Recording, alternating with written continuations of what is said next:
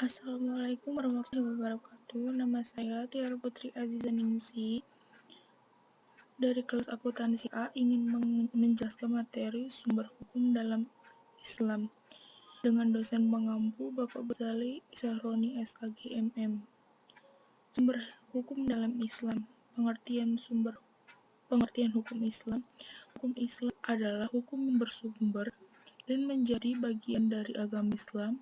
Konsepsi hukum Islam, dasar dan kerangka hukumnya ditetapkan oleh Allah Subhanahu wa Ta'ala. Hukum tersebut tidak hanya mengatur hubungan manusia dengan manusia dan benda dalam masyarakat, tetapi juga hubungan manusia dengan Tuhan, hubungan manusia dengan dirinya sendiri, hubungan manusia dengan manusia lain dalam masyarakat, dan hubungan manusia dengan benda alam sekitarnya.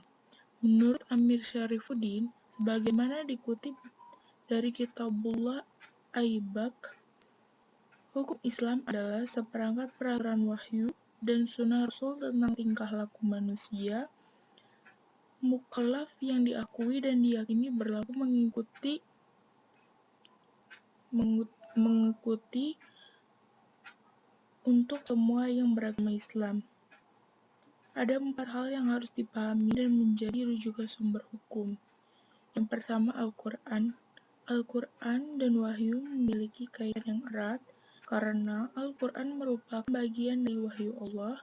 Menurut etimologi, wahyu sendiri bermakna isyarat yang cepat atau termasuk bisikan dalam hati dan ihlam.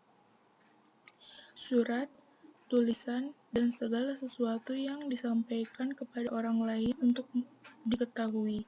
Sedangkan secara istilah, wahyu adalah pengetahuan seseorang di dalam dirinya serta diyakininya bahwa pengetahuan itu datang dari Allah, baik dengan perantara atau tanpa perantara.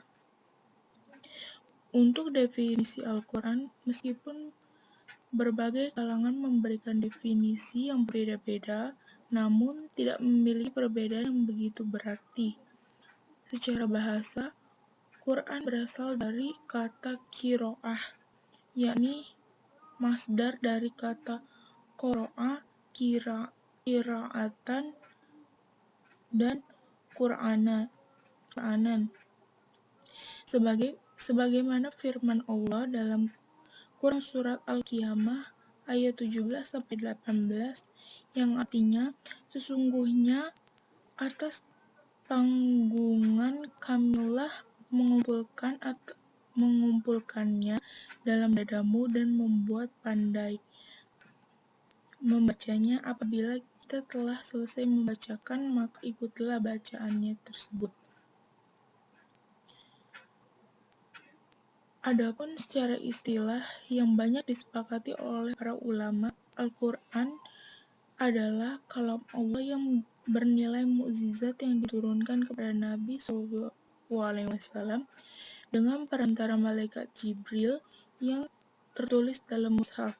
Diriwayatkan secara mutawatir yang membacanya dinilai ibadah, diawali dengan surat Al-Fatihah dan diakhiri dengan surat An-Nas.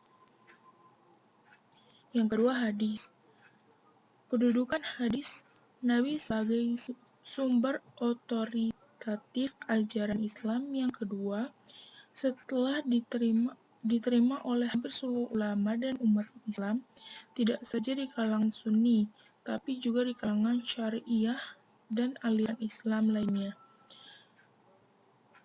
Legitimasi otoritas ini tidak diraih dari pengakuan komunitas Muslim terhadap Nabi sebagai orang yang berkuasa, tapi diperoleh melalui kehendak ilahiyah. Oleh karena itu, segala perkataan, perbuatan, dan takrir beliau dijadikan pedoman dan panutan dalam umat Islam dalam kehidupan sehari-hari. Terlebih lagi, jika diyakini bahwa Nabi selalu mendapat tuntunan wahyu sehingga apa saja yang berkenaan dengan beliau pasti membawa jamin teologis. Bila menyimak dari ayat-ayat Al-Quran, setidaknya ditemukan sekitar 50 ayat 5 yang secara tegas memerintahkan umat Islam untuk taat kepada Allah dan juga taat kepada Rasul-Nya. Di antaranya ditemukan sebagai berikut. Dan apa-apa yang diberikan Rasulullah kepadamu maka terimalah, dan apa-apa yang dilarangnya maka tinggalkanlah. Menurut ulama, ayat tersebut memberi petunjuk secara umum, yakni semua perintah dan larangan yang berasal dari Nabi wajib dipatuhi oleh orang-orang yang beriman. Enggan dimiliki, ayat ini mempertegas posisi hadis sebagai sumber agama Islam. Oleh karena itu, kewajiban patuh kepada Rasulullah merupakan konsekuensi logis dari keimanan seseorang.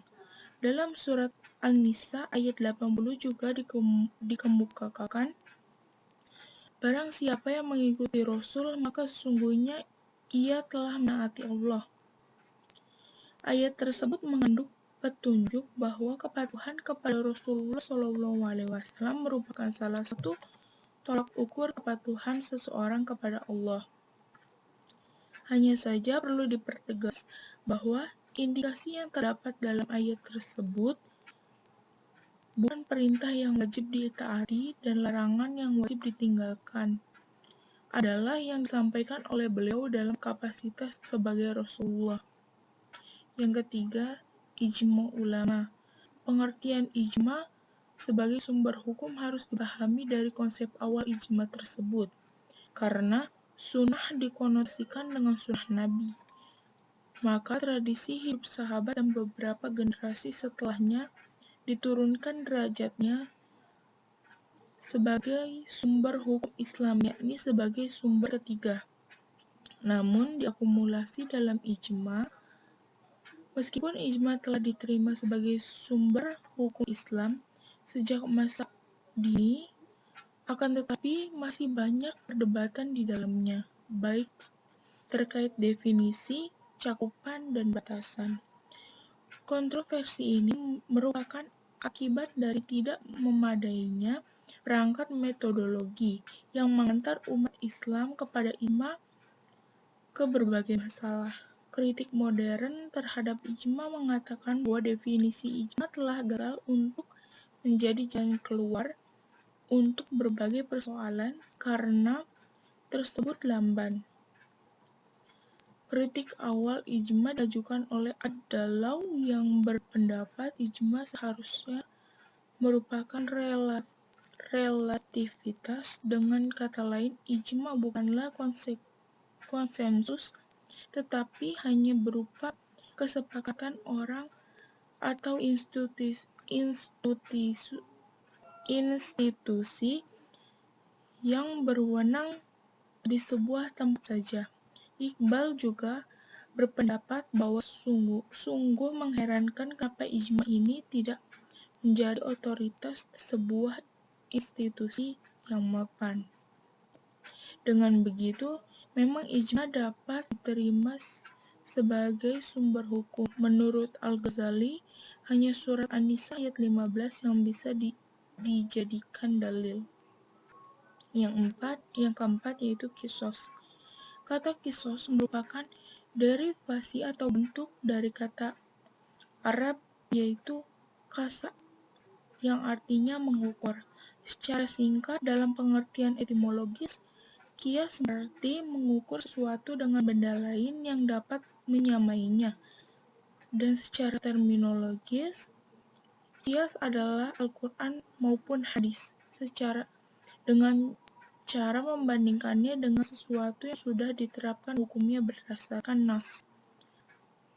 Menerangkan hukum sesuatu yang tidak ada nasnya, baik dalam sumber yang sering ditempatkan sebagai sumber keempat, dan kisos adalah kisos. Kisos merupakan perluasan dari hukum yang ada. Kisos merupakan wadah bagi akal dalam berbagai peran dalam pengambilan hukum. Kisos ini pada mulanya merupakan ikatan dan batasan terhadap penggunaan ra'yu yang telah marak hingga zaman Syafi'i. dengan tujuan menyandarkan hukum kepada Al-Quran maupun Sunnah, maka kisos ini pun diatur dalam sistem metode pengambilan hukum.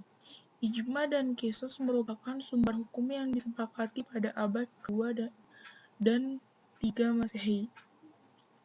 Manfaat hukum Islam.